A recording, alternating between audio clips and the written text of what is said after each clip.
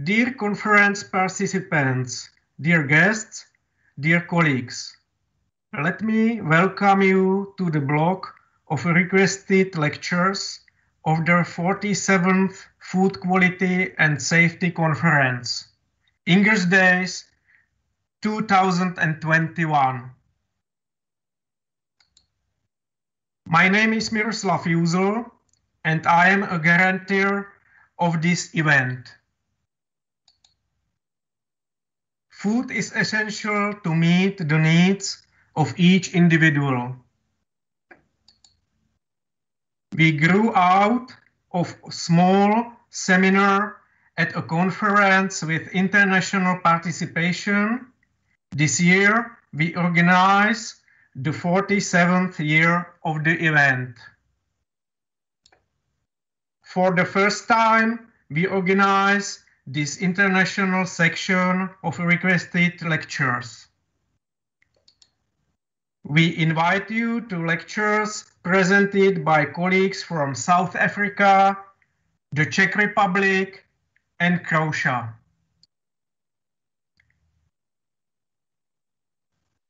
We wish all visitors to our international section of this conference to enrich them with new information.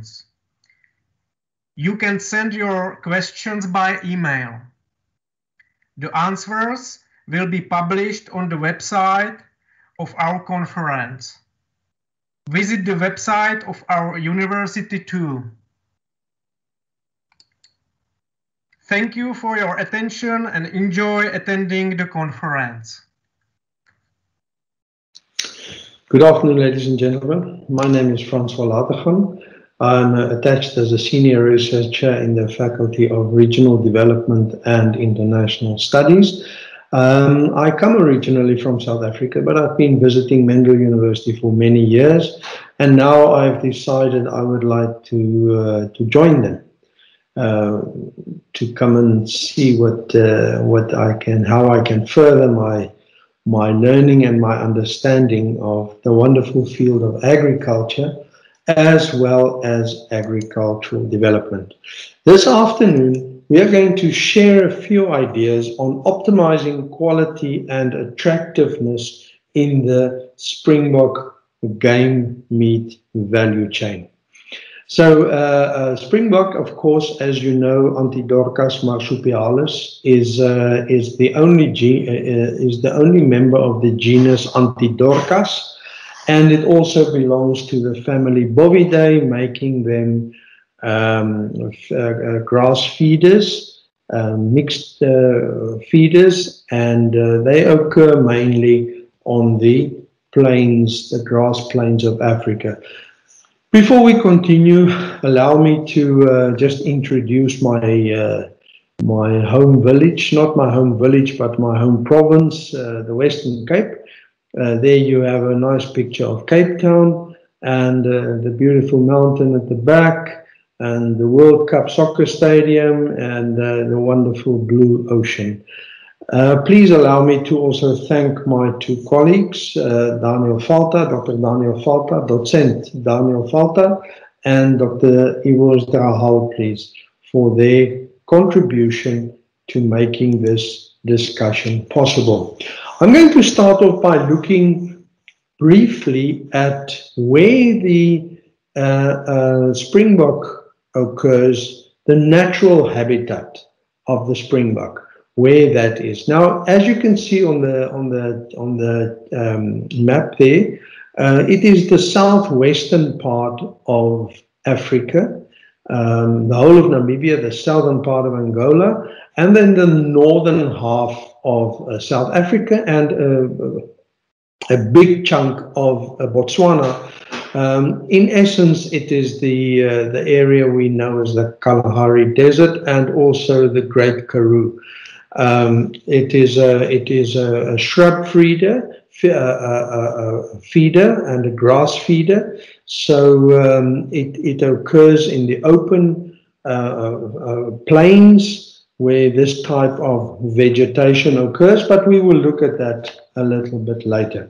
In this presentation, I'm going to start off by looking sharing a few ideas on customer perceptions on Sprinkbok, specifically Sprinkbok where we have the information, otherwise on game meat in general. Then we're going to look at Sprinkbok ranching. We are looking at optimization issues and to improve the attractiveness of the product, which is Sprinkbok meat, game meat in the marketplace. All right, we're going to look at Sprinkbok meat as a saleable commodity and then its current economic value. And why is Sprinkbok meat valuable? We're going to see if we can address that question.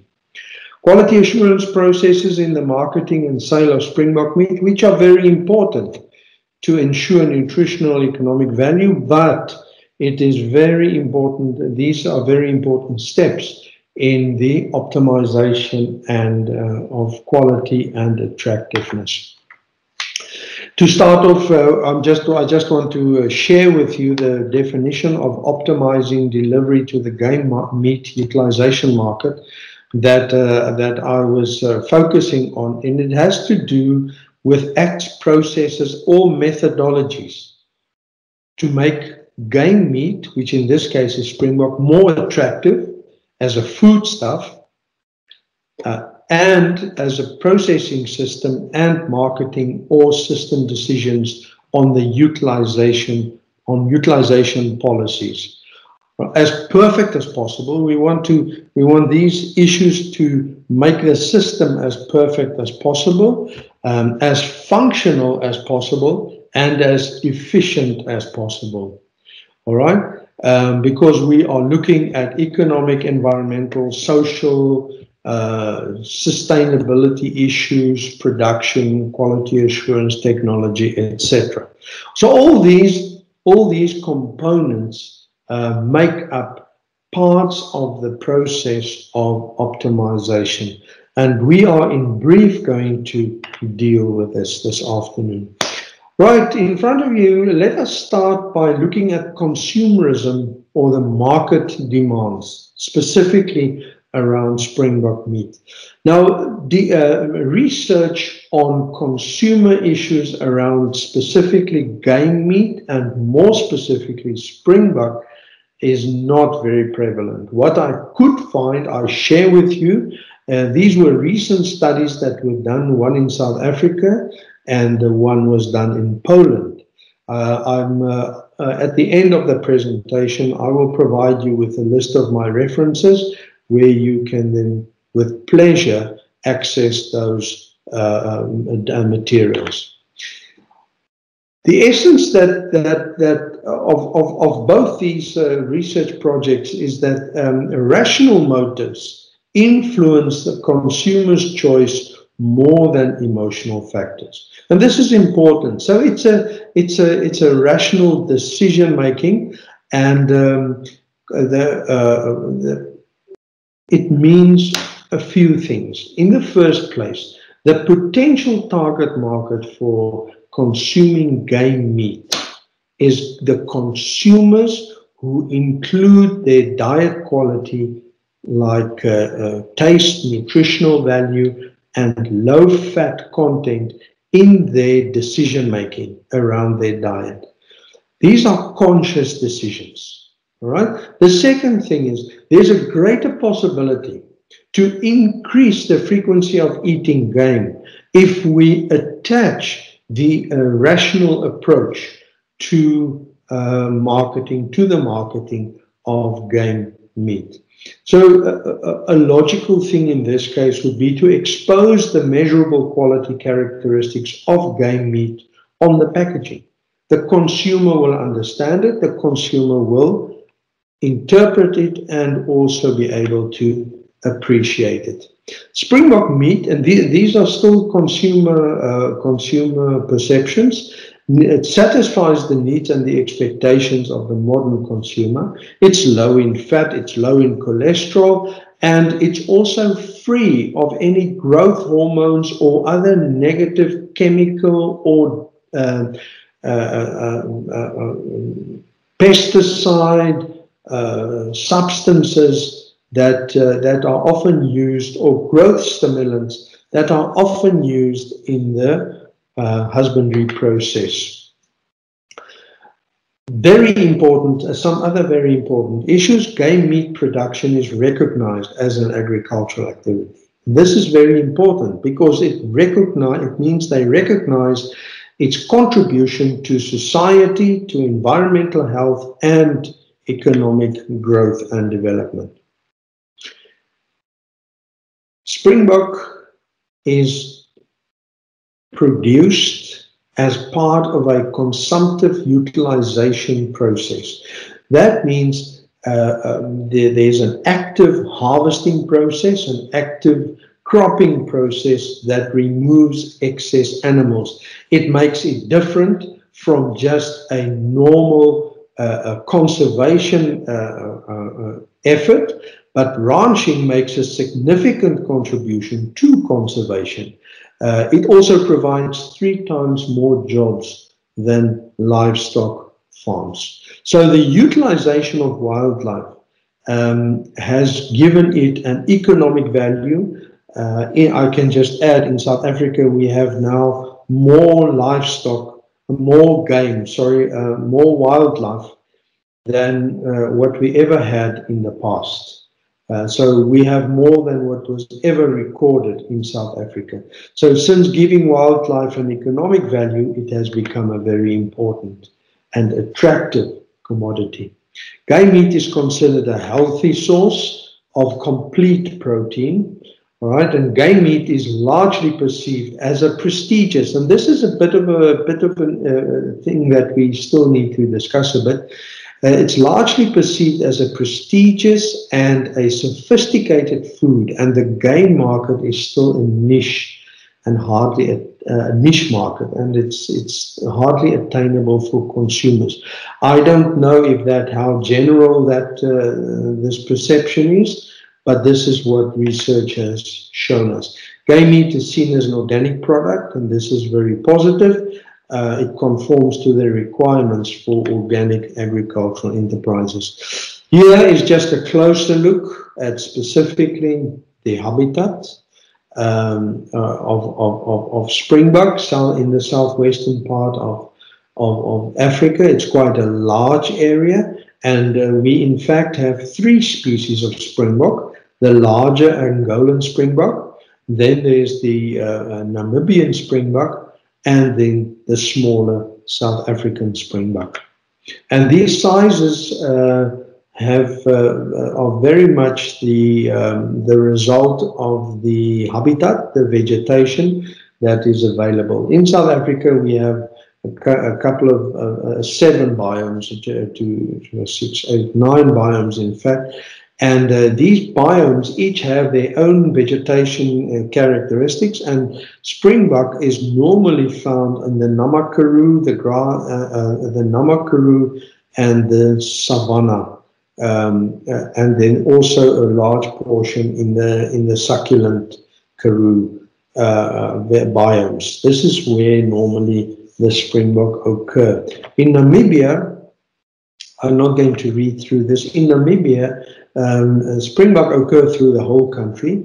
On the extreme west is the Namib Desert. There you will not find any animals except the oryx and some very well adapted animals.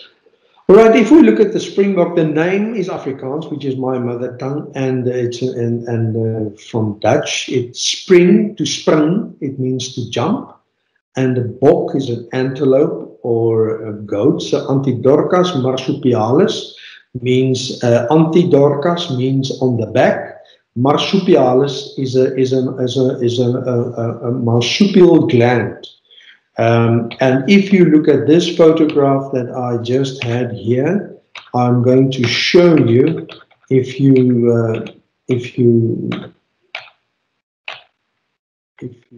Sorry, I will just want to share that photograph with you. You can clearly see the function of the marsupial gland during the mating season. It will come up now. Right, so the Antidorcas marsupialis is a medium-sized brown and white gazelle, and it stands about 75 centimeters high. It's not very big, the males between 33 to 48 kilograms, and the females 30 to 44 kilograms. But it can reach a nice speed of 88 kilometers an hour if it starts really on a good gallop. So it can maintain a high speed relatively easy. The most common sex ratio in free-roaming Springbok herds is around 1 male to 12 females. We call it a family. And these ratios depend on many factors like rainfall, the status of the male, availability of females, etc. Here you can see that I'm just quickly referring to not confuse Thomson's gazelle with the Springbok. On the right-hand side you have the Springbok. On the left-hand side you have two photographs of Thomson's gazelle, which occurs in East Africa and central to East Africa, and they look very similar, but they are not similar. They're not even of the same. Springbok herds normally consist of 4 groups: harems, older males, bachelor herds, nursery herds. So we must understand one thing, that Springbok herds are not uniform. That's important. It's an important management principle in Springboks.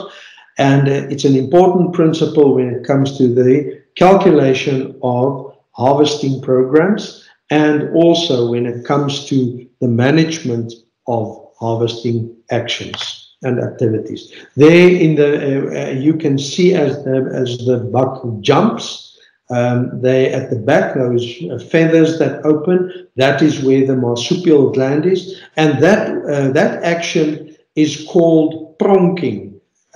We have a word there, you can see it in action. This is what it normally looks like. In Czech, it's Žlabur. Žlabur, that he's trying to draw the attention of females, or he's telling his friends how strong he is. But there you can see the hair opening up at the back, and it then secretes a smell which smells very much like honey. It is really a very attractive smell. All right. Springbok production systems demand careful consideration, and this is the next issue when it comes to optimization. Is let us look now. We've seen what the consumer says, what the consumer wants. The consumer has generally a positive attitude, except that they consider it sometimes as a rather exclusive product. All right, but in terms of its nutritional value, in terms of its attractiveness as a rational choice for good eating habits, Springbok meat has a very good position. All right, this is just an example, just to show you briefly how complex the breeding patterns of Springbok are. There are so many factors. I'm not going to go through them all. You can go through them on your own time, and we can discuss it at any time afterwards. But it's a very complex process. It's very sensitive, and all these factors are ecologically, biologically, and socially interacting. It makes it a very complex process. All right, but then why would we want Springbok in a commercial system? It's very easy. They have good food habits. If you live in the right regions, they are docile. You can handle them, but they are not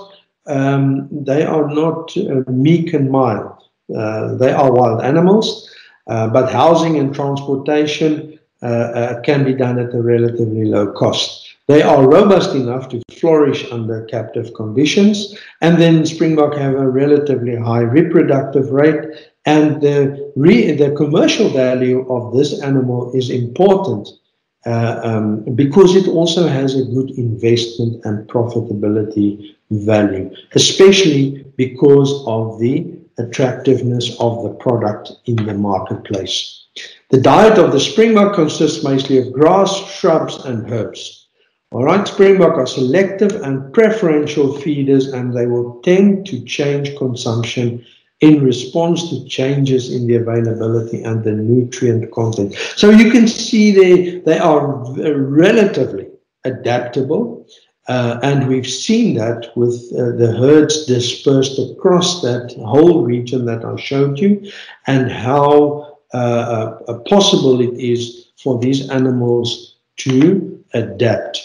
Of course, the differentiation in diets has a direct effect on the fatty content of their meat. Here I can give you some figures, comparisons with two other wild venison type animals, and you can see from the comparison the intramuscular lipid content, the fat content intramuscular is rather good.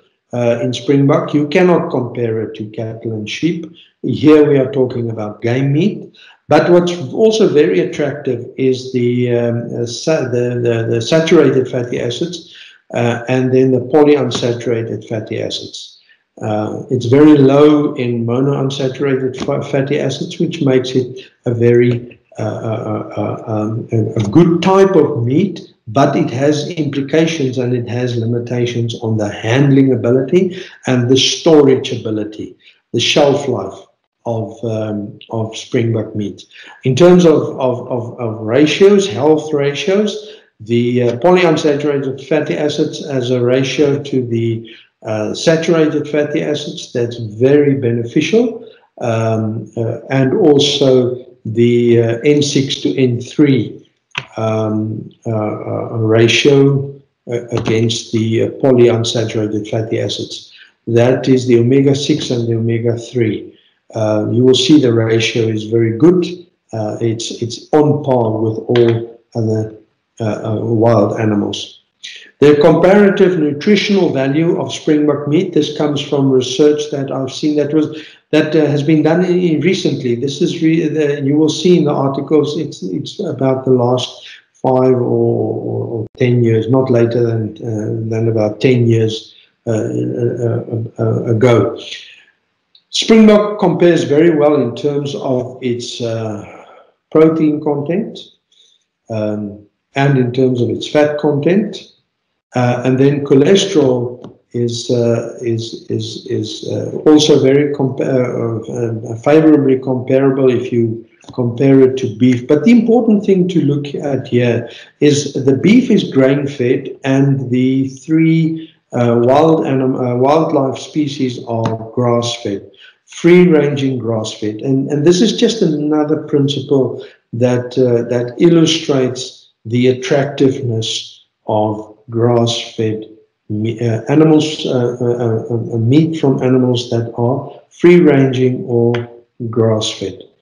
So we can see there, in terms of the basic conclusions around the characteristics of game meat, very important is the correlation between intramuscular lipids and juiciness and tenderness. That is research that is well known. But the low fat content of game meat, together with incorrect methods of cooking, often contribute to negative perception. So here is one issue that needs to be addressed, and that is the preparation of game meat by the consumer to give the consumer a sensation of an attractive product, a nice tasting product, and not to view the product as dry or tough simply because of poor preparation practices. Game meat and meat products are often perceived as very dark. That is, of course, it is linked to a higher myoglobin content, and this is influenced by species, age, gender. So yes, it is true, game meat does have a darker, and this includes Springbok meat as well with game and with domestic species. Ante-mortem practices, that means the factors after before slaughtering, before cropping, before harvesting are very important. The species, the type of animal, the age of the animal, the gender of the animal, the stress that the animal experiences, methods of cropping, abattoir and cooling processes, all these have an influence on the meat quality, on the meat quality of game and wildlife. So in order to try and bring a standard for improving attractiveness and improving quality of South African game meat on the international market, the Wildlife Ranching South Africa, WRSA, is an organization that has now set international standard for the export, of game meat. Now, there's a saying that in general, wild animals are very healthy. But as soon as secondary processing commences, the human factor is introduced, and that's where the problems start. So we need control mechanisms, including legislation, to limit the detrimental effect of the human factor. So WRSA is the first world wildlife organization in the world to have ownership of its own international standard guide for the production of game meat. And this includes everything. ISO 1400, which looks at the environmental standards, the 2200, which looks at food safety management standards, and also the 9001-2008, which is the quality standard for contamination of carcasses, shelf life, etc., etc. So this standard is now in place.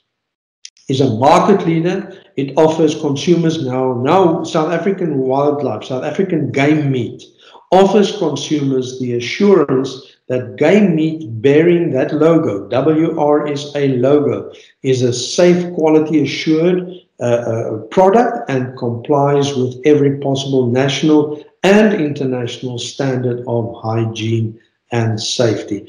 We are trying to build the system, and the system is coming together very nicely to optimize and improve the attractiveness and the quality of the South African game meat, and in this case, specific Sprinkbok on the international market. So compliance to this standard will now offer consumers the assurance that they are purchasing a safe, quality assured product that is also traceable. This is also now part of the standardization, the optimization process, is to standardize carcass meat processing. It is still, and this is specifically around wildlife. So each carcass will now be dissected as per a standardized chart or a standardized proposed method. And so now what is happening now is that game farm numbers are not really growing, but game populations are now reaching and exceeding their carrying capacity. This is an important issue because especially in the last 3 years, we had droughts, terrible droughts, and now in the last year we had the COVID pandemic, which also prevented hunters to visit or even harvest or do the normal cropping every year for Sprinkbok. So the stocking rates have been increased. So the excess game needs to be harvested and marketed formally and safely to the consumer. And this is where we are now. And now this is just an indication. It's a scientific graph showing that over time, in terms of population, where is the optimum to harvest? And we can see here around about 50%. Game meat production is optimally between 50 and 100% of the estimated carrying capacity or the ecological carrying capacity. And we are now exceeding it. We are close to 100% at the top. Here we can see the effect of stocking rate on animal performance, and this is a very important issue when it comes to wildlife, is that the higher the stocking rate up to a point is beneficial, but as soon as it gets to a certain point, we call it a tipping point, then the production starts decreasing, because then the population is too big, and population dynamics like mating behavior and the normal herd behavior that keeps a herd dynamic, those factors are then detrimentally influenced, which means that the populations start, they reproduce less and less and less. Right, this is the recommended offtake, normally about 30%, where there is no predator problem. And remember, we are talking about free-range animals here. So where there's no predator problem, 30% of the herd can be culled, or not culled, but cropped or harvested. Where there's a predator problem, the recommendation is around 25%. All right, so you can see there that there are very specific recommendations also. This is part of a very scientifically orientated management program of wildlife aimed at improving and optimizing the quality product that is put in the market, as well as the attractiveness of the product. All right, now through this standardization process, we can now offer a game meat industry, or a standard for the export of game meat that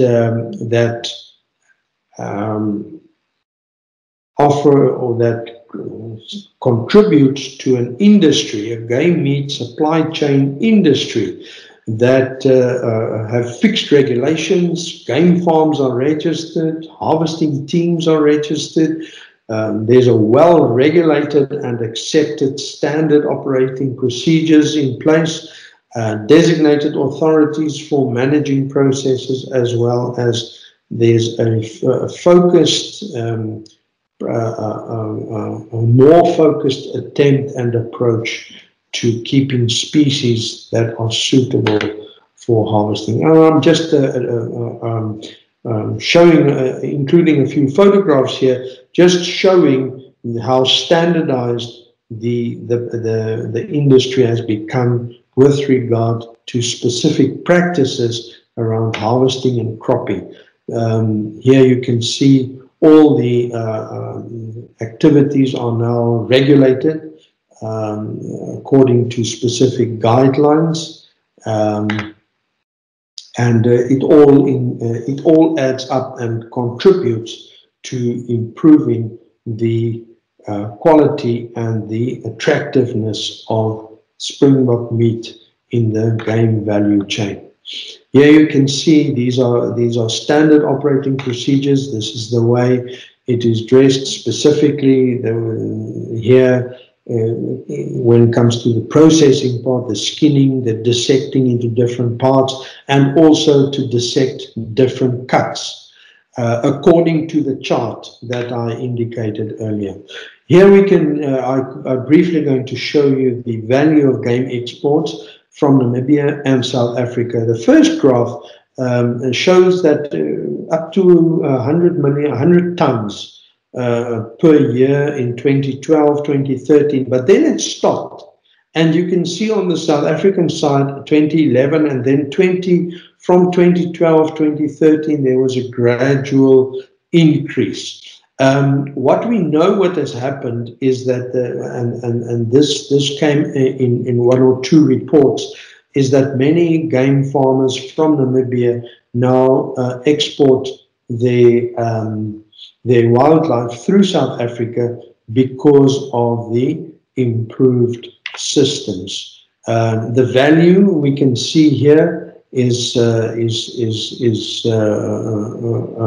very much it was on the increase up to 2010, and then it came down radically. And the past 4 years, it's been very low. But the reason for that is we've had 2-3 years very, very bad droughts. And then, of course, last year was but these figures only go to 2019 and 17, 18, 19. In fact, in some of these game producing areas, there is still a severe drought in place. All right, and then the price of game meat into the European Union, you can see that afterwards, or the import price of game from South Africa to the European Union increased after 2018, 2019, it came down. But from 2014 to 2019, there was no import price from Namibia. And this is most probably because of an estimated between 1,000 and 1,400 Sprinkbok carcasses exported to South Africa and then through South Africa to the European Union. Some very important strategies have been put in place based on the optimization and of quality and attractiveness program that we are looking at. And these strategies have to do with improving the quality of the product, the economic viability of the product, and also increasing the investment opportunities to investors from outside into the South African game meat industry as a economically viable activity. All right, so thank you very much. During this presentation, I've looked at these 4 issues of the optimization process. We have seen that all 4 of these issues have got clear attention. We took the information from the consumer research, and this information has been worked right through into the industry, onto the farm, and it is creating a whole new scenario for optimizing quality and attractiveness of Sprinkbok meat in the international game meat value chain. All right, important conclusions. I want to focus on the second one. Tenderness is one of the most important facets of meat quality for the consumer. So this is very important, and we looked at what are the issues, and the most important issues are things around ante-mortem treatment of the animal. All right. And then optimization and standardization of carcass and meat handling protocols is very, very important. All right, then the last important comment I would like to make is the simulation models for sustainable harvesting needs to be calculated to optimize commercial cropping of Sprinkbok. That is at this stage still very much based on the new standardized approach. But we know from research that every farm is unique, so we would like to see how we can optimize that. Ladies and gentlemen, here are the sources that I consulted, the sources that I used. You are welcome to use them. You are welcome to contact me afterwards if you would like to discuss it. Thank you for your attention. I appreciate it, and I trust that you learned just as much as me during this whole process of moving towards a new era of improving the quality and the attractiveness of game meat. Thank you very much for your attention. I appreciate it. Good afternoon. My name is Markéta Vrabcová, and I'm from the Institute of Physics from the Laboratory of Functional Biointerfaces. I would like to present the latest results from our research about biochip technologies for rapid and sensitive detection of foodborne pathogens in complex biological media. In present globalized world, the spread of diseases is relatively easy, as we can experience with the ongoing coronavirus pandemic. Also, the outbreaks of foodborne pathogens have become more frequent recently, and it is always critical to identify the pathogens causing the infection as soon as possible. The main classes of infectious agents are bacteria, viruses, and toxins, and each type has specific properties that needs to be considered. Current situation about detection of infectious agents is based on lengthy analysis. The samples have to be transported to certified laboratories, which makes the process time-consuming and expensive. However, the ideal method should be rapid, mobile, and cost-effective. Therefore, biochip technologies based on polymer brushes are very promising to meet such requirements. Besides this, the detection methods should be highly sensitive and selective, unable to detect several pathogens at once, require minimum sample preparation before the analysis, should be usable directly in the field, and be versatile for a wide range of detected agents.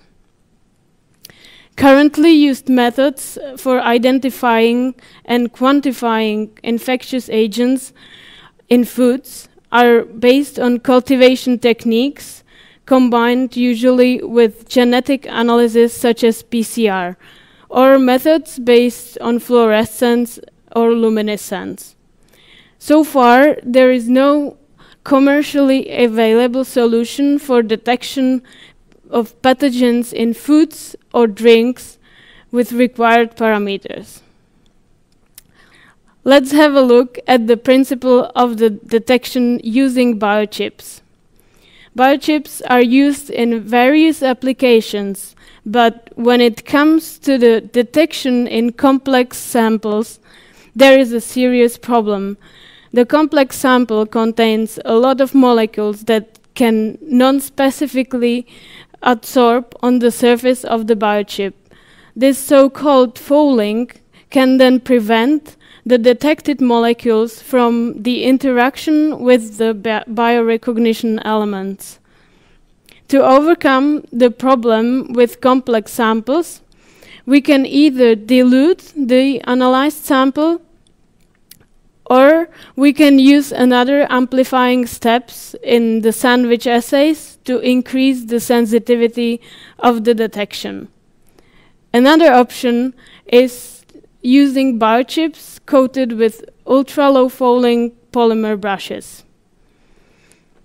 Polymer brush coatings are thin layers that can be prepared on solid substrates by grafting from approach using a surface-induced radical polymerization. Polymer brushes suitable for detection from complex samples need to have high resistance to fouling, but also be able to be functionalized by biorecognition elements. Zwitterionic polymer brushes based on carboxybetine are both ultra-low fouling and have functional carboxy groups that are used for attachment of biorecognition elements. These biochips are used in developed advanced QCM biosensor.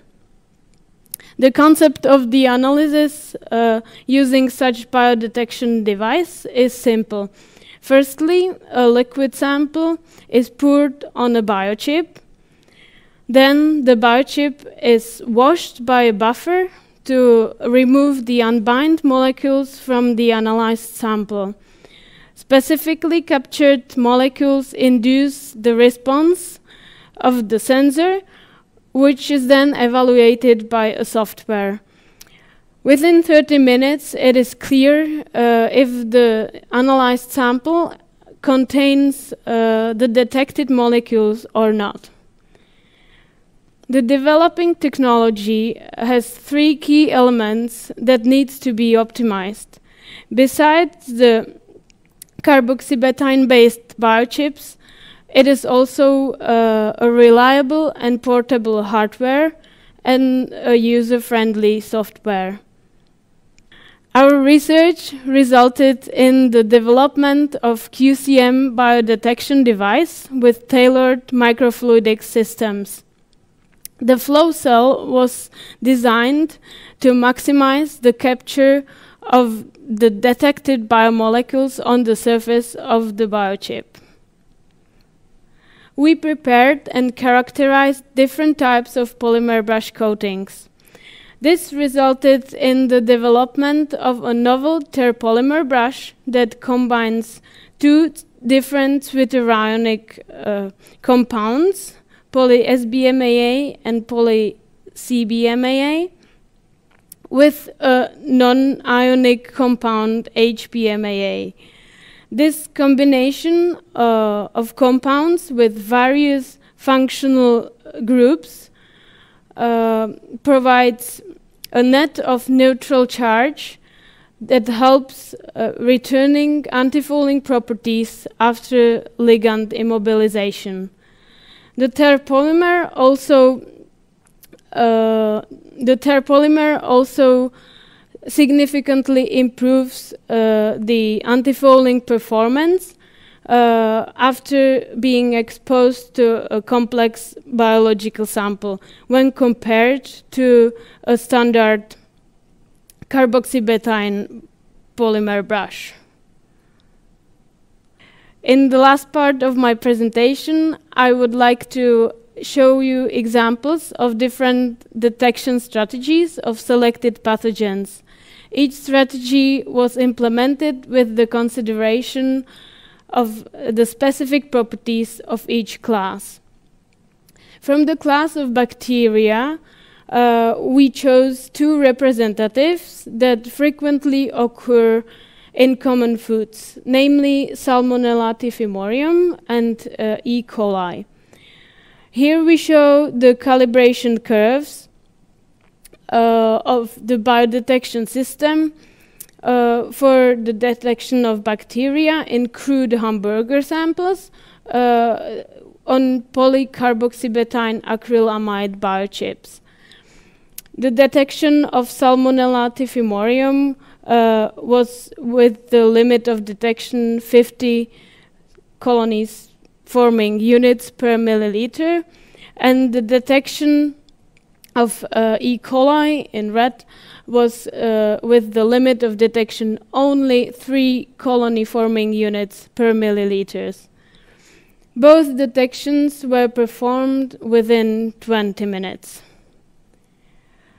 As a representative of viruses, we selected hepatitis A virus.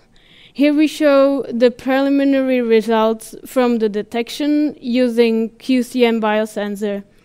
In pilot experiments, we achieved a specific detection of hepatitis virus protein in buffer using biochips coated with alkantyl self-assembled monolayers with antibodies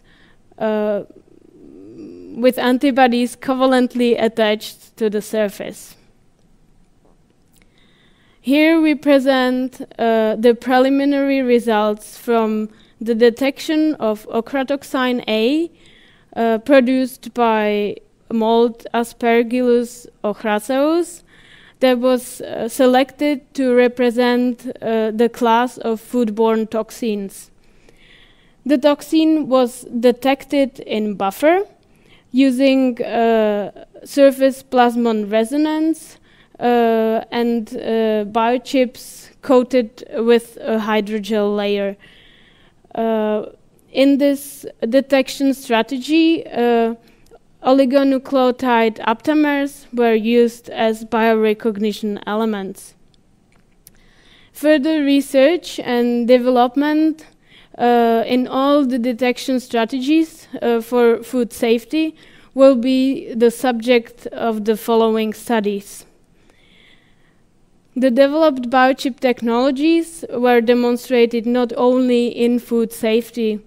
In a reaction to the ongoing coronavirus pandemic, we implemented the strategy for the detection of virus SARS-CoV-2 in complex clinical samples using the QCM biosensor with the optimized terpolymer-coated biochips. We achieved the limit of detection thousands of virus particles per milliliter. Moreover, the performance of the sensor was successfully demonstrated in the blinded analysis of real-world clinical samples that were characterized by both PCR and advanced QCM biosensor. This study shows that all the positive and negative samples were assigned correctly because the results from biosensor measurements correspond to the results of the PCR analysis. Finally, I would like to thank to all my colleagues at the Institute of Physics, but also to Dr. Šedivák and others from the Police of the Czech Republic, and colleagues from the Biology Center and University of South Bohemia in České Budějovice. This research was financially supported by several funds, mainly by the project Advanced Technologies for Food Security. Thank you for your attention, and do not hesitate to ask any questions. Have a good day and take care. Dear colleagues, ladies and gentlemen, my name is Ivica Kos and will present you the lecture entitled Overview of Meat Industry in Croatia and Perspective of Dry-Cooked Ham Production, which was prepared in collaboration with Lari Hadelan. Being the first speaker from Croatia, it is my great privilege to tell some information about Croatia. Croatia is located in the southeast part of Europe, while the Czech Republic is located in the central part, just above Croatia. When looking closely, the driving distance between Brno and Zagreb is around 500 kilometers. This distance is actually smaller than the distance between Dubrovnik and Zagreb because of the V shape of Croatia. There is an interesting fact in modern history saying that Czech's first organized trip to the Adriatic was in 1897, and the famous Czech director Jiří Menzel made great documentary Vaše morže, naše morže about that topic. Proof of this is the fact that more than 700,000 Czechs arrived in 2019 to Croatia as tourists. Also, around 10,000 Czechs live in Croatia, mostly in the municipality Daruvar, where they have their own school, newspaper, societies, clubs, and have Czech as official second language. Something interesting about Croatia. Croats invented the necktie. It actually wasn't invented per se, but it was used as a piece of the uniform by Croatian soldiers in the 17th century in France. Alfred Hitchcock once said, after visiting Zadar, that it is a place of the world's most beautiful sunset. Croatia is awarded with 17 UNESCO protected intangible goods. Our currency is named after a rodent marten and the tree linden. The first public theater in Europe was opened in 1612 on island Hvar. Nikola Tesla, Slavoljub Penkala, Janica Kostelić, Luka Modrić, and many more are coming from Croatia. Croatia has 1,246 islands, isles, and inlets, making Adriatic coast recognizable and popular. Almost 10% of Croatia are protected areas of nature, and many more. But today's topic is something else. Meat industry in Croatia is the most important subdiet of the food industry, with more than 6,500 people employed, and that makes almost a quarter of the total labor force of the food industry. Meat and meat products have experienced sales growth lately despite adverse conditions. However, there are some challenges. One is the excessive import of cheap meat and meat products, and the second is related to the scandals of food quality and safety. Interestingly, only Croatian processors operate in Croatia, and foreign multinational companies rarely try to start production, unlike in dairy industry, for instance. And there is one big disadvantage. Croatian processors are dependent on imported meat, which is then processed in their factories. Croatia has a very negative foreign trade in the meat and meat products category. Although both imports and exports are growing in absolute terms, the increase in the import component is much more pronounced, as seen in table below. After Croatia's admission to full membership of the European Union, the foreign trade balance deficit has grown more than 100%. The most unfavorable state of the external trade balance is shown in the category of meat of swine, fresh, chilled or frozen, where in 2019 the coverage of imports by exports was less than 10%. Products of the meat industry are largely marketed through the Croatian tourist offer, but the share of domestic products in HoReCa sector varies from 20 to 70%, aggregate value around 50%. Although traditional and household pig fattening and meat production is still found in rural areas, 96% of households buy products from the fresh meat category and 99% of them buy products from the meat and sausage category. According to Faustat data for 2018, the average meat consumption in Croatia and Czech Republic are similar, around 80 kilos per capita, with pork being most consumed around 50 kilos. Semi-durable meat products have the largest share in sales, around 40%, but the largest share in terms of value belongs to cured meat products, almost 30%. In Croatia, dry-cured ham is called pršut, what origins from Italian prosciutto and the Latin pro plus exductus, which means to suck out the moisture. Although name was taken from Italian prosciutto, along with original technology of manufacture, the production process of Croatian pršut has changed in a static and unique direction, adapted to the conditions of particular areas of climate, human activity, and the impact of several specific factors, leading to the wonderful diversity of sensory characteristics. This diversity and quality was recognized in terms of quality labels, where 4 Croatian registered designations of dry-cured ham exist. These are 1 PDO indication awarded to Istarski pršut and 3 PGI indications labeled as Drniški pršut, Dalmatinski pršut, and Krčki pršut. Table below shows comparison between Croatia and Czech Republic in terms of quality labels, where 31 indications were registered in Croatia and similar quantity were registered in Czech Republic, namely 35. But as you can see, there are some differences between designations. In Croatia, there are more PDO labels, and in Czech Republic, there are more PGI indications. Interestingly, all 5 quality labels of meat and meat products in Czech Republic are labeled as TSG, and 4 of them are registered as joint action between Czech Republic and Slovakia. Comparatively, there are 2 PDO and 10 PGI labels of meat and meat products in Croatia. Let's see where these products can be produced. All of them are produced in the coastal region of Croatia. Going from top, Istarski pršut can be produced only on Peninsula Istria, colored in red. Krčki pršut is being produced on Island Krk, colored in pink.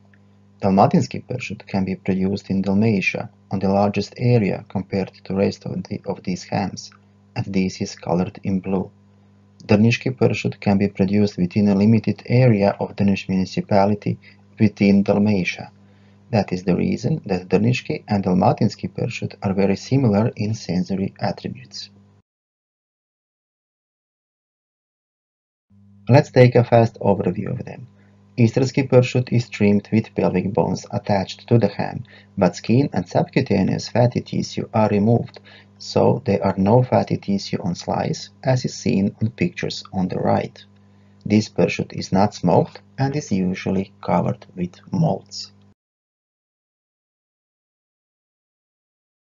Dalmatinski pršut is trimmed as most of Italian or Spanish dry-cured hams, without pelvic bones, and skin is left on the ham.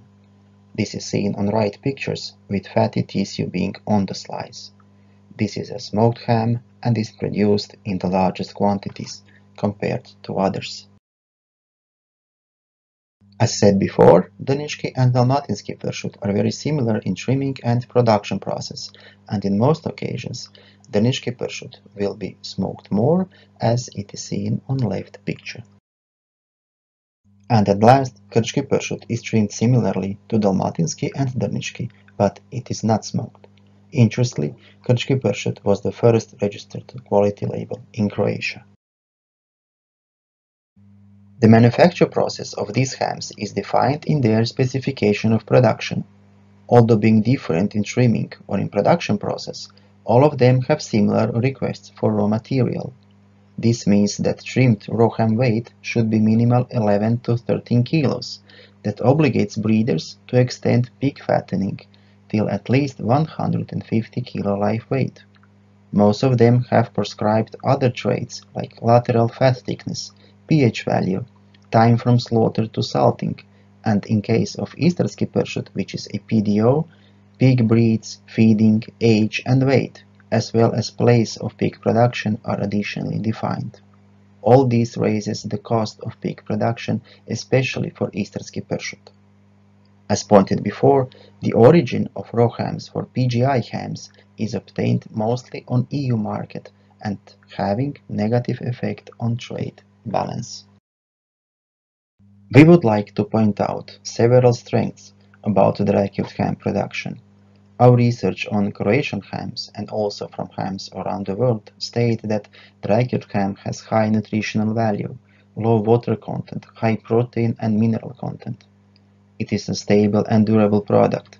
They are characterized by low water activity, lower than 0.90, thus highly suppresses bacterial growth. These products are easy for long-time storage, usually as a vacuum-sliced product that is being cheaper compared to modified atmosphere packaging. No additives are used in registered protected products, without nitrates and other preservatives, without phosphates, added glutamate, or sugars. That products have clean and simple label, easily interpreted by consumers. They look, smell and taste good, with high sensory acceptability among different consumers. But also, there are some weaknesses. The production is mostly dependent on imported raw material, and opportunities to request specific properties are limited and subjected to international restrictions and agreements, like the COVID-19 situation that limited transport. There is low level of cooperation between producers in terms of joint actions, such as raw ham purchase or access to the new markets. One-man show principle is usually present. That means that producers are in purchase, production, documentation, marketing, selling. Most producers are organized at family level with low output volume. Discrepancies in quantities between producers are present. There are huge producers with more than 150,000 pieces per year and small producers with less than 5,000. Production highly depends on tourist consumption and thus sensitive in situations like COVID-19. Small application of technological developments is generally present because that production could be achieved without modern and expensive machines, but then relies on human labor and without much possibilities for improvements in standardization and efficiency. There are also some opportunities. Possibility to grow in quantities on domestic market because current production is around 600,000 pieces per year, but actual consumption is double that value. Selling through tourism is an opportunity because tourism makes almost 20% of the GDP, but more efforts must be made to increase the share of domestic products in HoReCa sector, especially for traditional and registered products. Optimization in production and management could increase efficiency. For example, lower weight loss could be achieved in one production season. Autochthonous, registered, and protected labels are characterized by spatial quality and traditional production methods, which can be more attractive to consumers. Also, these products have exclusive access to the new markets because are labeled with designations that are guaranteed by EU laws. Threats should be also considered. It is pointed out that these hams are not still fully recognized and trusted by domestic and foreign consumers that can be attributed to the low joint marketing actions. It is considered that there is low possibility of export because of the high competitiveness abroad and low volumes of production. Occasionally, different final characteristics are found under same designation. This leads to the loss of trust among consumers. Consumption could be negatively affected by other dry cured products on domestic market which are cheaper but perceived highly valued, like dry cured bacon, neck or loin. And at last there is one medicinal factor, and that is high salt and therefore high sodium content. These products usually have more than 6% salt, and this gives more than 2000 mg of sodium intake by consumption of 100 grams, and this is usually stated as the recommended daily limit. Therefore, restricted intake of dry cured ham is often recommended by medical staff. And at the end, from consumer point of view, these products have special and attractive sensory traits and are considered as highly acceptable, despite the fact that they are being one of the most expensive meat products. From producer point of view, one of the problems is the raw ham purchase on EU market. This could be an advantage because the price is usually much smaller than the price on domestic market. But consumers are requesting more and more domestic products in full meaning from farm to table and are looking for information about ham origin. The second problem is related to administration of quality labels because it raises the price of the final product. With all this, small producers are leaving from having designated products and rely more on direct sale and known consumers, while big producers are increasing their production and rely more on supermarket sale. Considering all, the need for better cooperation between producers is obvious through all stages of production. And at last, děkuji za pozornost a vítejte v Chorvatsku.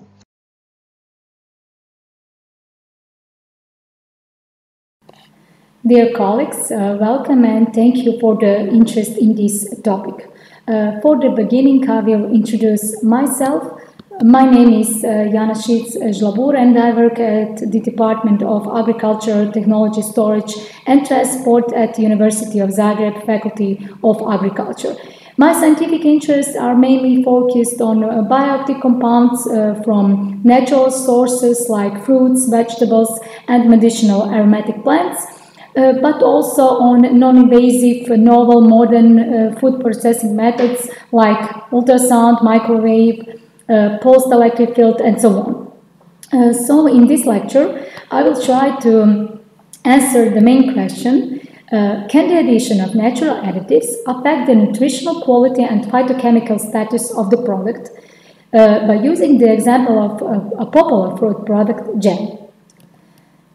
First of all, we are all aware that the food we eat every day is saturated with additives and assistant materials often used in industrial processing.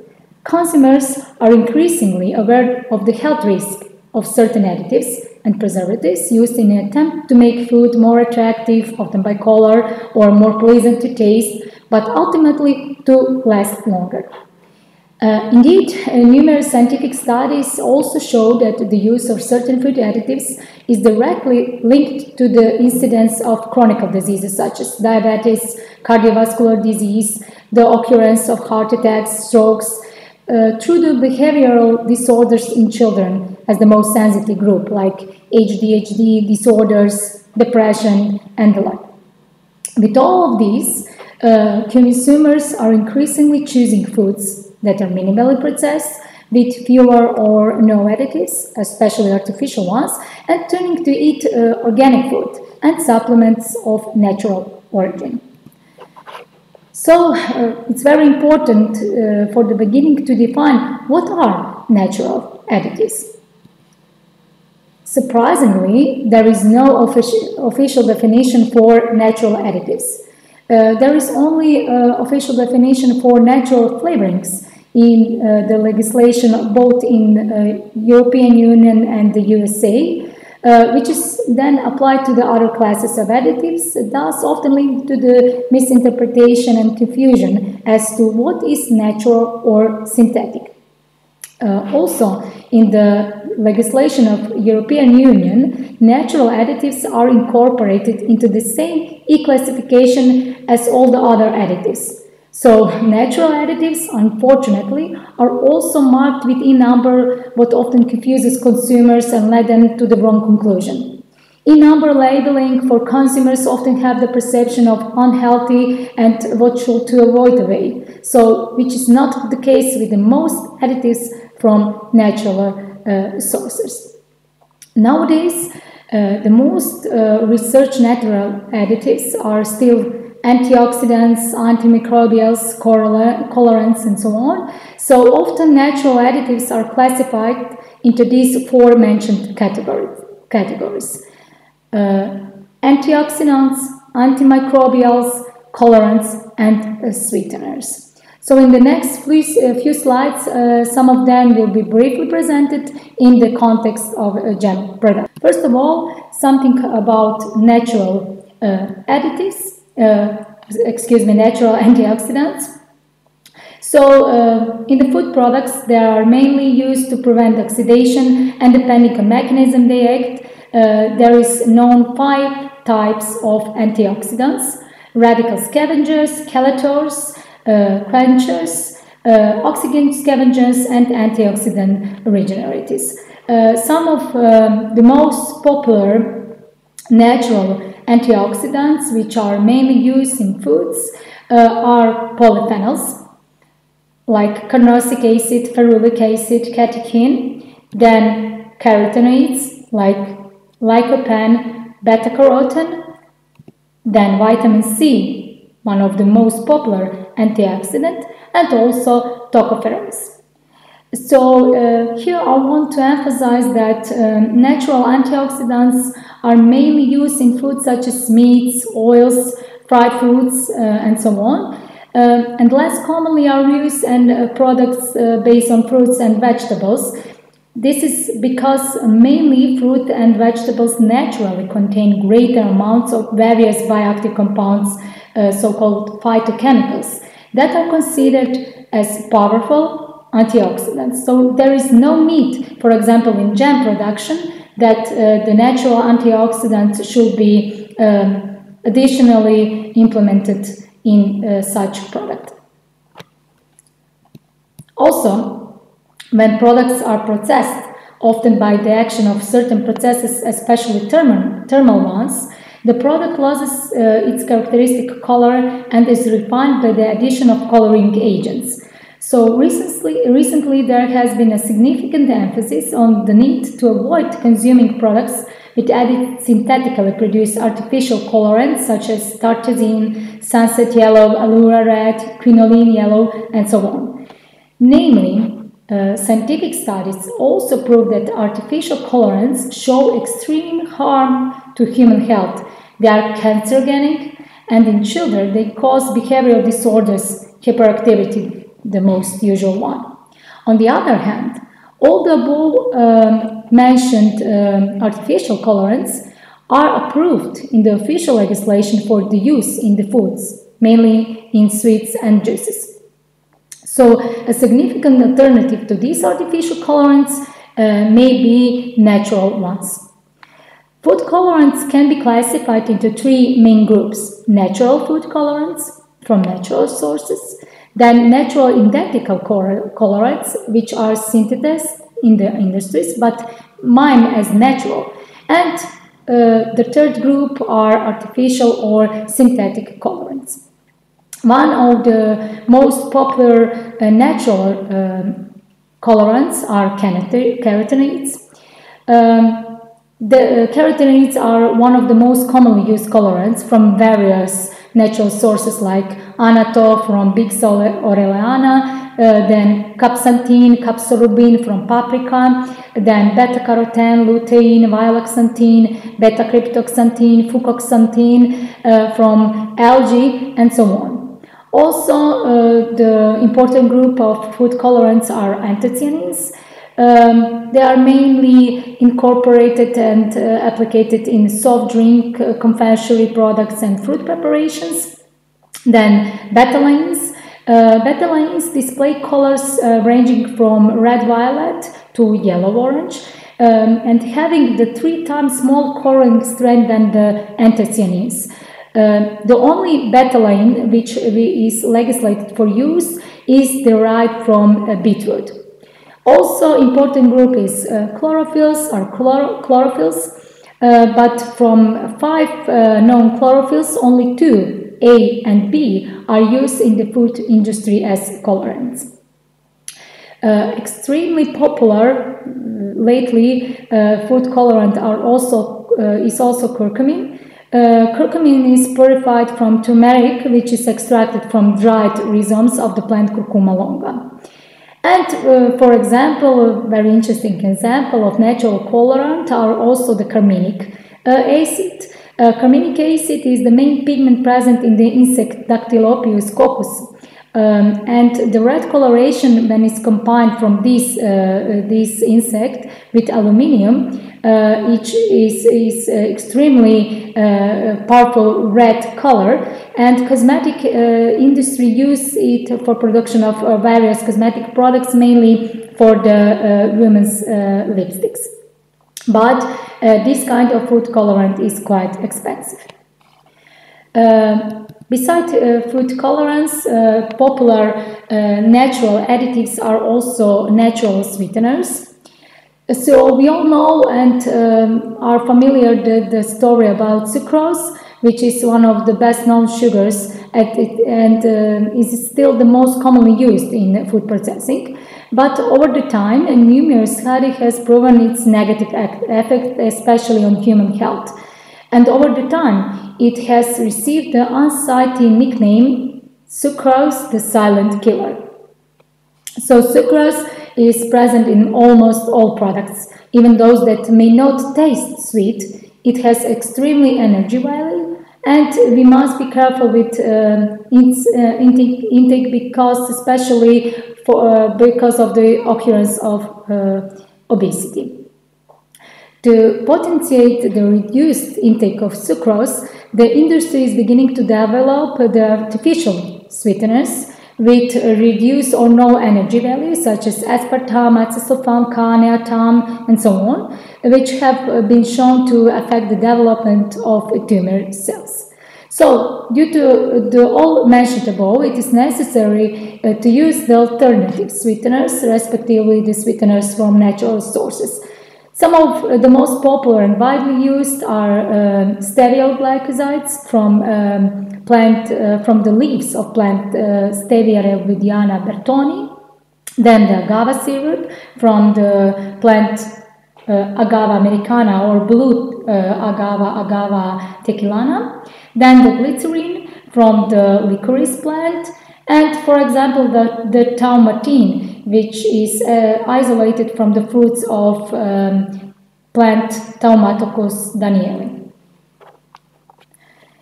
Also, one of the most demanding properties in the preparation of jam is an appropriate texture, respectively consistency of the project, which is also characteristic of the project itself and requires gel-like properties of a certain hardness density of the project.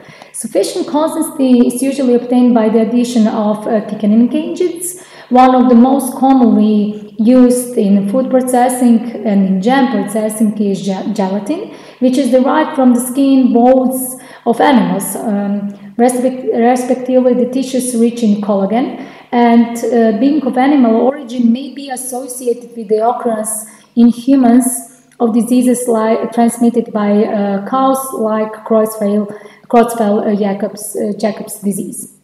So to achieve the gelatinous consistency of such products like jams, it is advisable to replace gelatin with natural thickeners such as carrageenan from the purple Irish sea moss or agar-agar or, for example, carrot flour, which is very often used. It should be emphasized that the carrot flour for thickening purposes is not made from the beans, but is obtained from the carob seeds. The beans we know from the carob plant is usually used from for the production of flour, which is brown color, and is used for the preparation of desserts as a substitute for chocolate. But from the seeds we are obtaining the white powder, and the whole process is quite complex because the tiny skin from the seeds must be removed, then dried and ground into a powder. So a thickener from the carob flour should be light yellowish color.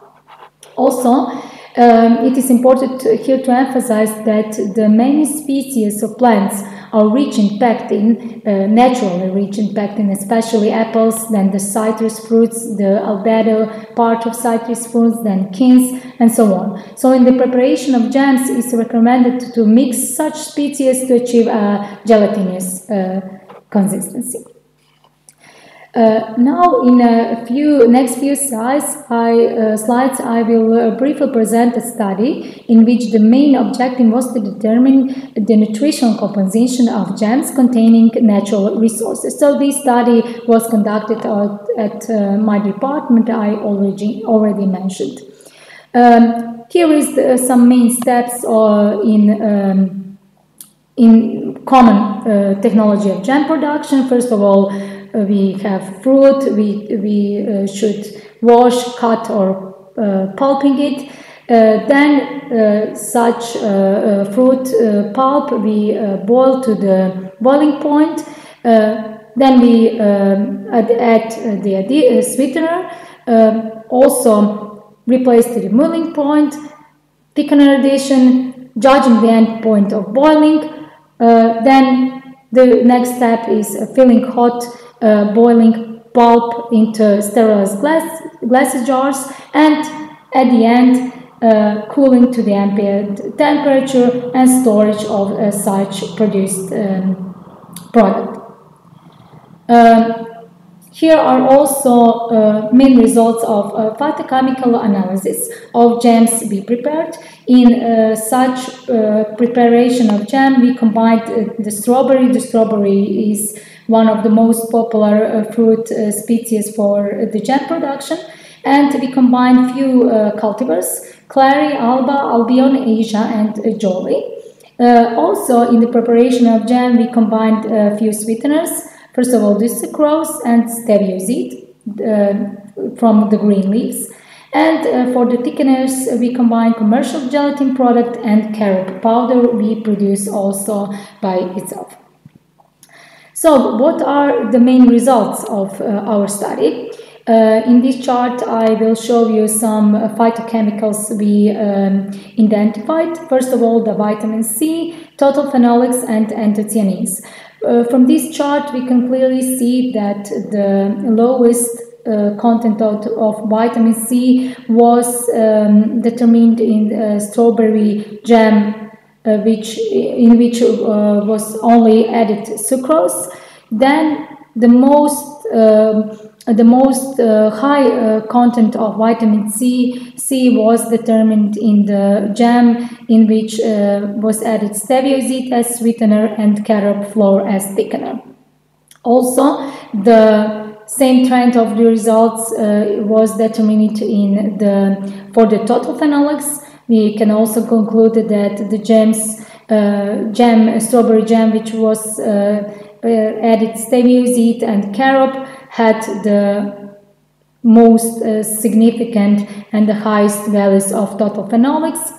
In the total anthocyanins, there is small deviation. The jam which had the most highest content of anthocyanins are strawberry jam with added sucrose and carob flour. Based on the phytochemicals status, we also characterize and the antioxidant capacity of such prepared jams. And according to the high content of phytochemicals, respectively vitamin C, total phenolics, and anthocyanins. We also determined that the highest antioxidant capacity had the jam in which strawberry jam in which the steviosite was added as a sweetener and carrot flour as a thickener. So at the end, can we answer the first question, or the main question that we originally asked? Can the addition of such natural additives affect the nutritional status and phytochemical status of the products? So the clear answer is yes. Natural additives show a positive effect on the nutritional composition and phytochemical content of the final product. Also, the jams enriched with plant ingredients like steviosite and carrot powder show health-promoting properties as they have a high antioxidant capacity. And also, for the end, natural additives can be a valued addition to the diet as they meet the current demand for healthy foods. So, thank you very much for your attention, for the interest in this topic. In the first slide, there is also my affiliation and content information, and thank you very much. Hello, my name is Milna Tudor-Kalit, and I am assistant professor at Department of Dairy Science at University of Zagreb, Faculty of Agriculture. Today I will talk about Skuta, Croatian whey cheese, and you will hear why it is considered as a value-added product. Croatia is considered a treasure of traditional cheeses, as there are about 30 different types of traditional cheeses. Some of them were researched and thus recorded as a national heritage of Croatia, as well as there are 4 of them which are protected with PDO or PGI marks. According to the Croatian Ministry of Agriculture, 1,200 registered family farmsteads produce milk and process it into Croatian traditional cheeses. But there is an estimation that the real number is higher. 1,500 producers exist in Croatia, if producers that are not registered are accounted for. So we can say that this is a significant number of producers of traditional cheeses for such a small country with just 4 million citizens. On the other hand, also, this value emphasizes traditionalism of Croatian cheese-making heritage. Considering the climate and geographic conditions, traditional cheeses in Croatia could be divided into 2 main groups: cheeses from the coastal region and cheeses from the continental region. Most coastal cheeses are connected to the islands and are raw sheep milk hard cheeses, which are produced by rennet coagulation, while continental cheeses, on the other hand, are produced from raw cow's milk by acid fermentation. It is very interesting to say that sheep milk cheeses originating from the coastal region, where the ancient inhabitants regarded sheep as a treasure, hold a special place. The proof of that is even the name of the largest Croatian coastal region, Dalmatia, which finds its roots in the Illyric word delm, which means sheep.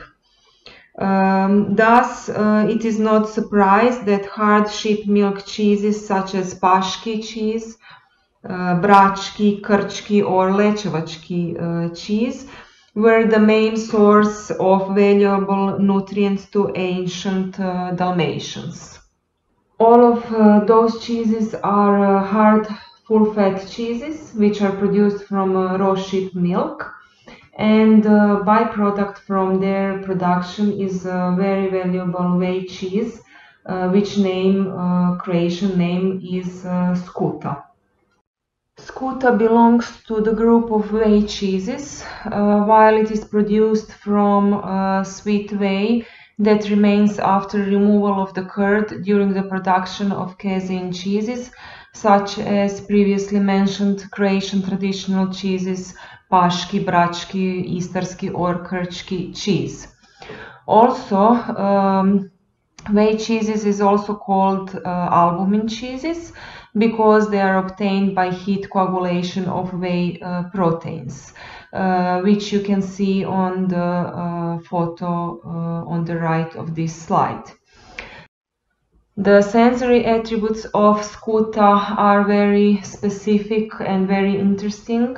The color is white to light beige.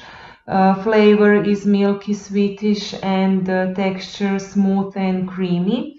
And due to gentle aroma notes, Skuta goes well with honey and dark blue jams.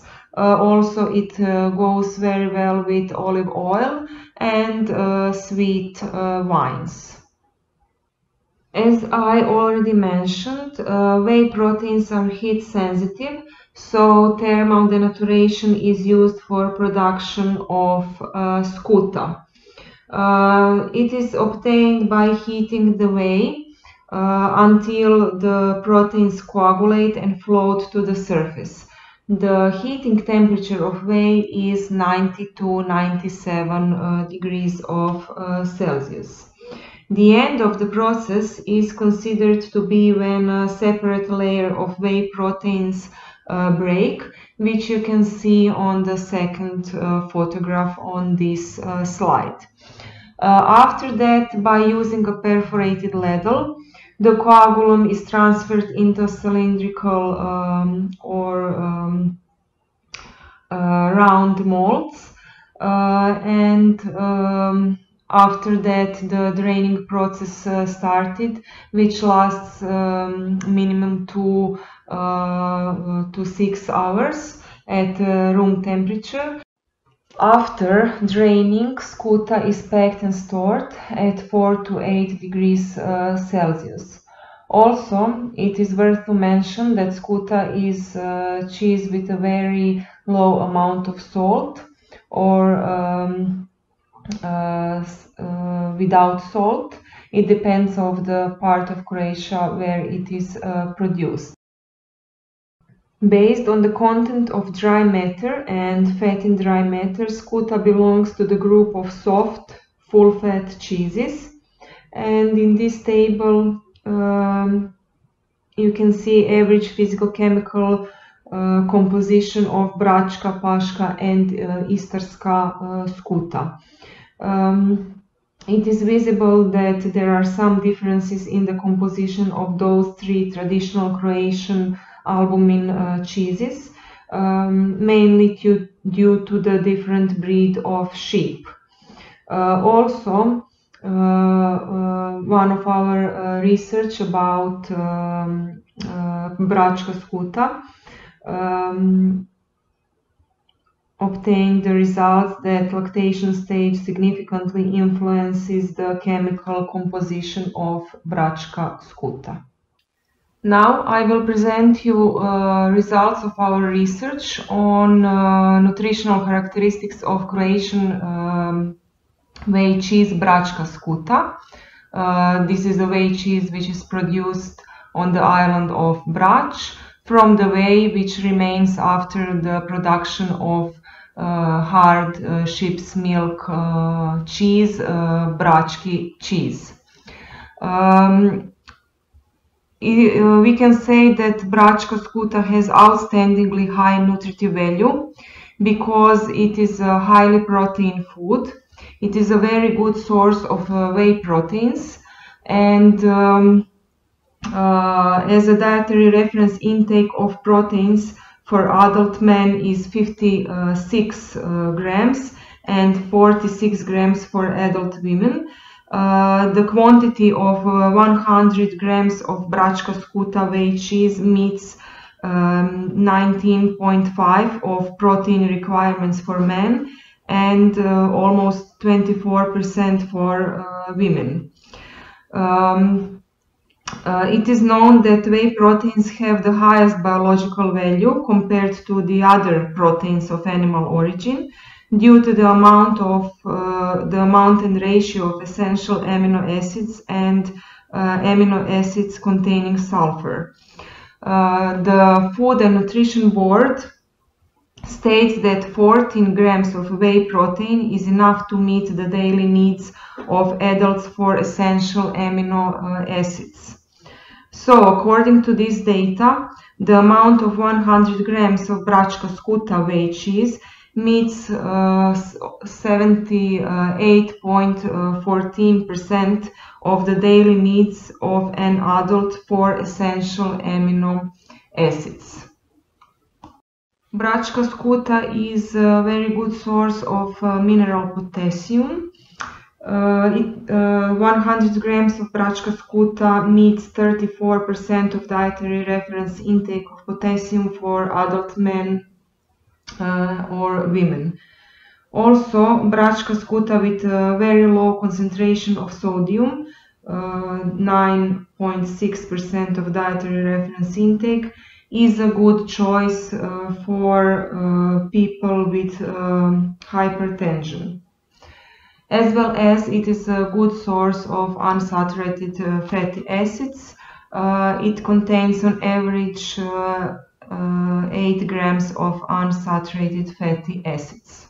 Considering the results of our study, which proves outstandingly high nutritive value of Vrabcová Skuta, it definitely belongs to the group of functional food.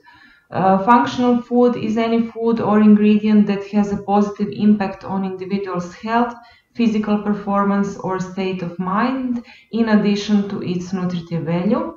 And it is important to say that the area of activity of functional food is prevention, not treatment of disease. So, Skuta is not just a value-added product because of its high nutritive value. It is also a value-added product due to the fact that it is produced from the whey, which is a byproduct of cheese making, also byproduct of animal origin, which is treated as a waste. So we can say that from something which is waste, which we need to get rid of it, we can produce value-added product. Whey must be adequately disposed of because it presents a significant ecological problem in terms of its chemical composition and quantity in which it generates. It has a high amount of organic matter, lactose, protein, milk, fat, vitamins and minerals, and due to that it has very high values of biochemical oxygen demand and chemical oxygen demand. Also, the whey is a byproduct of cheese production in the amount of 80 to 90% of the raw material milk. So basically whey is waste which generates in the largest amount if we counted all the wastes which are generated during the cheese production. Unfortunately, approximately 47% of the total amount of whey produced worldwide every year are disposed of in the environment. We can make an approximation on Croatian island of Pag, famous for the production of paški cheese. So the environmental impact of only 50 kilos of whey disposed into environment after paški cheese production is equal to the environmental impact of waste which is generated by 22 people daily. That means that 25,000 of kilos of whey, which is generated every day as a byproduct of paški cheese production, requires waste disposal methods as a city with 11,000 inhabitants. Whey on average contains about 50% of the dry matter of milk as a raw material in cheese production, of which the most common is lactose, followed by proteins and minerals. Therefore, disposal of whey means significant loss of resources for dairy plants, while the whey can be used for production of whey cheeses such as Skuta, which possess higher benefit to cost ratio in comparison to casein cheeses, due to the fact that raw material is in the production of Skuta and similar whey cheeses is free. So the price of 1 kilo of Skuta in Croatia is around 7 euros, which is a very good price for the product which is produced from the byproduct of cheese making, or we can say from the raw material which is free.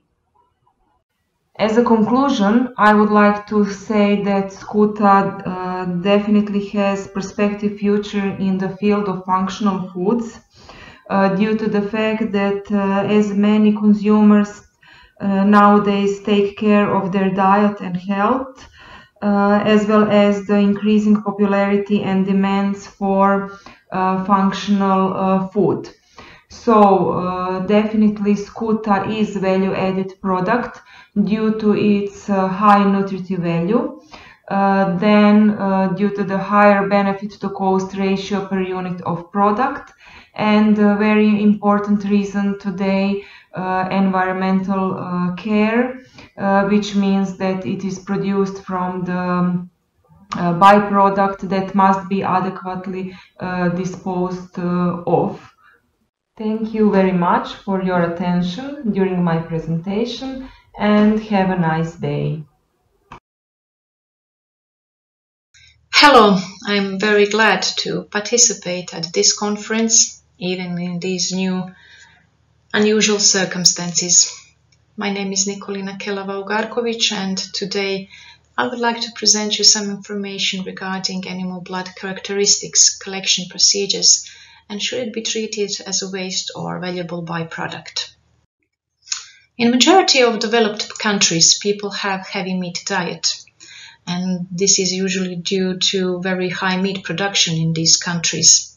Globally, annually is produced more than 300 million metric tons of meat, and meat consumption in some part of the world is also very high. In Europe, average per capita consumption of meat is at about 65 kilograms, and as estimated, it should be same or even increased. When talk about meat production, usually we talk about carcass meat and dressing percentages of different livestock species. However, there is a rest from that percentage and belongs to animal byproducts that have different chemical and physical characteristics than meat itself, and some of them also can be used for very different purposes than just eating. In general, animal byproducts are all those parts of non-carcass meat and can be divided to edible and inedible one. Inedible animal byproducts are divided to 3 different categories that have different risk due to their origin. Either they are originating from animals that have certain diseases, or they, due to their physical and chemical characteristics, cannot be attended for either animal or human consumption. On the other hand, edible byproducts usually are referred to offals or edible meat co-products. These are different parts of internal organs and non-carcass meat that can be used as a valuable source of nutrients. We can see that from pork there is very lot of these products and animal byproducts that can be used, and usually there is a saying that from pig we can eat everything but oink. And what about animal blood? Animal blood is the first byproduct that is obtained after slaughter and will be treated as edible or inedible byproduct. Usually depends on the part of the world where we are. In some parts of the world, not just blood, but also some other edible byproducts are considered to be inedible, and this is very often related to religion aspects, while in other parts, animal blood as such will be treated as edible byproduct. It can be intended for human consumption, but in that case, it needs to originate from healthy animals that have to go under pre- and post-slaughter inspection and need to be collected by procedures that will prevent contamination of blood and needs to be stored in an appropriate way also to prevent health-related risks. If it is originating from animals that either pre- or post-mortem were declared that are not suitable for human consumption, then it will belong to either category 2 or category 3 inedible byproduct and can be intended, for instance, as a source for nutrients in pet food production. However, if it belongs to category 1, it will be waste that needs to be in appropriate way managed. If we talk about animal blood as an edible byproduct, then how much blood can we collect from our animals? In general, it is considered that about 4% of live animal weight belongs to blood, and also 5 to 7% of the lean meat content of the carcass can be retrieved for a majority of livestock species. So if we have 500 kilograms live weight of beef, this means that about up to 20 liters or more blood there is in animal. However, only 50% of blood remains in the carcass tissue, in the meat, while 42 to 45% can be recovered and used for human consumption. The important thing that blood contains a lot of protein, and in average chemical composition of cattle blood, we can have about 18% of protein, meaning that this presents about 5 to 8% of total protein that could be recovered from our animal's body. Due to malnutrition problem in the world, if we have these large amounts of blood, we generally per capita of cattle can obtain about 15 liters of blood, and per pig about 2 to 3 liters. And if we can have up to 8% of protein in this volume, this means that animal originating protein from blood should be used in solving some problems with malnutrition of protein in developing countries. Just a few information about animal blood. We know that animal blood is a red liquid that is composed of plasma and cellular reflection. This plasma can make about 55 to 60% of total blood weight. And besides water in plasma, we can find proteins like albumins, immunoglobulins, electrolytes and hormones. In cellular fraction of blood, dominant are red blood cells, while only 1 to 2% belongs to other blood cells like leukocytes or platelets. In red blood cells, we have a specific structure of helical shape polypeptide molecule of four chains, in which center there is a hem group that serves to capture oxygen and transport it through the body. Due to this iron in hem group, also blood can be a very valuable source of bioavailable iron. How we can collect blood from our animals? Usually two methods are applied. Bleeding, which means that during the slaughter process, blood is drained from a puncture site and jugular blood vessels into different buckets. However, in this way, there is a very possible contamination with the bacteria. Although in some parts of Africa, for instance, blood it is collected from jugular blood vessels from live animals. They puncture with a small sharp object jugular vessels on the neck, and the blood is running, and they collect it and use it. Of course, this has a problem of ethical and welfare issues with animal, and other thing is possible contamination. Other more convenient procedure to prevent bacterial contamination is the use of hollow knife and closed system. However, this process slows down the slaughtering procedure and can be more cost effective. It is not so cost effective.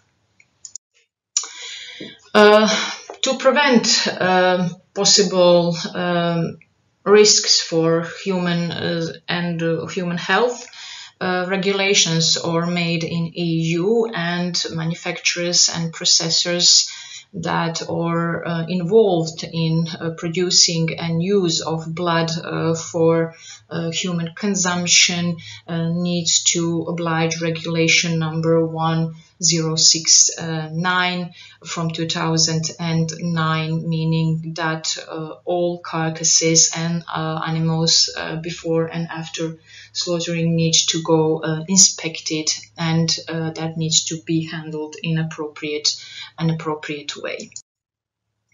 How can we use animal blood? Besides use as an edible byproduct, today food industry uses blood components in many different ways, and interesting thing is use of, for instance, blood plasma as a substitute for egg white, because beef plasma from pork or beef has a very good ability to make emulsions and to ferment. It is also used as an emulsifier, as a curing agent. During ancient times, blood is very often used as a clarifier, although in EU today this use of blood is prohibited. Also, it can be used animal feed as a fertilizer. It has a laboratory use, pharmaceutical use, and industrial use. The most known way to use blood as an edible byproduct in Europe and in different countries around the world is production of blood sausages or black puddings that, besides usually pork blood, include fat and very often different cereals that are mixed together and cooked and served as specific food product. Also, in Asia countries, there is specific soup made from flesh blood. However, this raises question of health-related risks of consuming fresh blood. Anemia is one of the leading malnutrition problems around the world, and especially in developing countries affects about 20% of population, majority of women and children. Due to iron that is found in hemoglobin, especially in bovine blood, that is tested and found that have the highest values of hemoglobin than other livestock species, this hemoglobin derived from bovine blood is used to fortificate staple food in order to solve iron deficiency, especially in developing countries. Iron fortification from bovine blood obtained and derived from blood is usually used to fortify rice or flour used to produce bread, and it is generally very often used in bakery industry and production of pasta, for instance. Also, blood proteins can be used to produce transglutaminase, known as meat glue. It is found that it has ability to bind water and glue pieces of meat, so we can obtain reconstructed meat that is very often difficult to It's difficult to make distinction between original parts of the meat. Same protein is also used in production and manufacturing of imitation of seafood. Blood meal is used as animal feed. After drying blood, it is easier to handle it and incorporate it in animal ratios. And from whole blood, approximately, it can be yielded of 20% of blood meal. It is a very good source of proteins and trace minerals, and especially of lysine. However, it needs to have less than 10 to 12% of moisture to be able to stay longer time on shelf, to prolong shelf life. Blood also, as a dried meal, can be used as a fertilizer, and it was found to modify and improve texture of soil, and it is a source of nitrogen. Usually this blood meal has about 12% of nitrogen and some phosphorus and trace minerals. And very often it is mixed with superphosphate to make compound fertilizer. Also, blood has very distinguished laboratory use. For instance, blood serum, usually from cattle, is used for cell cultures and different microbiological procedures. For instance, there is a blood agar that is made from blood of bovine as a nutritional supplement for microbiological cultural media. Also, chemical different analysis and in medicine, in human medicine and veterinary medicine, or using animal blood or components of this blood. For instance, in blood we can find 13 different clotting factors that can be derivated and used also in human medicine, especially during surgical procedures and for all those people that have problems with coagulation of blood and diseases that include these problems. Animal blood is an excellent source of different components that are used to make pharmaceuticals and to carry different analysis for different conditions in human medicine. Transfusion itself, it is not made directly to use whole blood of animals to humans, but different components of blood like bovine serum or different fractions can be added to human blood in order to improve their characteristics and to ensure better content of certain components.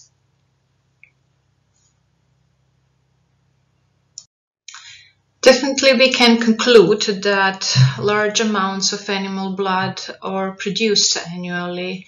In general, we can make some estimation that in Europe itself about 1 billion of animal blood is produced annually, and due to its characteristics, a high organic matter content and a high oxygen demand, if it is not used, it presents a pollution and health-related risk.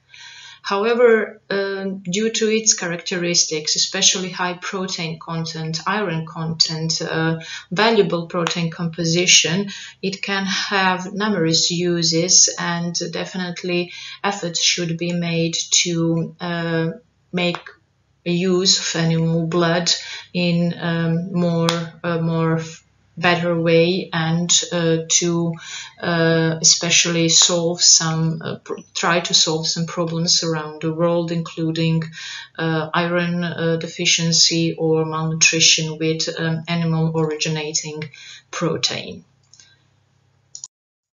Thank you for your attention. Hello to everyone. My name is Carović-Stanko and I came from University of Zagreb, Faculty of Agriculture. At the beginning, just a few words about my talk today. First, I would like to say something about functional food, importance of common beans, its origin and domestication, situation with Croatian common bean landraces, and at the end I will present you our research. The functional food concept involves a synergy between two fundamental aspects for life, health and diet. Functional food is a food with a similar appearance to a conventional food, consumed as a part of a normal diet that possess proven physiological benefits, which reduce the risk of chronic diseases and is beyond the basic nutritional functions. Micronutrient malnutrition, known as hidden hunger, particularly the lack of minerals such as iron and zinc, is the main global nutritional problem due to the great importance of micronutrients in fundamental biological functions. This problem raises the attention of valuable sources of micronutrients for the human diet, such as common bean. Common bean is the most important edible legume for direct consumption in the world. There are many variations with regard to growth patterns, seed characteristics, maturation, and adaptation. Beans can be grown in a variety of eco-agricultural regions and distributed in multiple forms, such as fresh pods, whole unprocessed seeds, as part of mixes, canned products, or as a gluten-free wheat flour substitute. Approximately 75 to 80% of bean consumption take place in the home, while the rest of 20 to 25% occurs at restaurants. Common beans have been characterized as a nearly perfect food because of their nutritional quality and chemically diverse components that have shown to protect against such conditions as oxidative stress, cardiovascular diseases, diabetes, metabolic syndrome, and many types of cancer. Because of high protein content, together with other pulses, common bean is known as a poor man's meat. Dry beans supply approximately 10 to 15% of daily recommended allowance of protein, with methionine and cysteine being the only absent amino acids. Regarding the carbohydrate content, 100 grams of a raw bean contain 52 to 76 grams. The most important fraction is starch, representing more than 50% of the seed's weight. There are also raw fiber and less but significant amounts of mono, D and oligosaccharides. Bean is also a good fiber source, and its value ranged between 14 and 19 grams per 100 gram raw food. 50% of this is present in its soluble form. Common bean is one of the main sources of vitamin B complex in the diet, especially thiamine, riboflavin, niacin, and folic acid. It is an important source of minerals, especially selenium, calcium, iron, phosphorus, magnesium, and zinc. The mineral content in beans is greatly affected by its origin site and their genetic structure. For example, dry beans contain iron at levels that fulfill around 11% of the daily reference intake. Total lipid levels are low, around 1 to 2%. Still, the lipid fraction contains the essential vitamins E and K. 1 cup of beans provides around 11% of daily recommendation of vitamin E and around 5% of vitamin K. Besides being an important protein, carbohydrate, fiber, and mineral source, beans have been identified as rich in phytochemical compounds providing important benefits to human health. Examples of such compounds are phenolic acids, flavonoids, tannins, and anthocyanins. Interesting fact is that common bean was independently domesticated in Mesoamerica and the Andes. In Mesoamerica, there were indeterminate types suitable for milpa cropping system.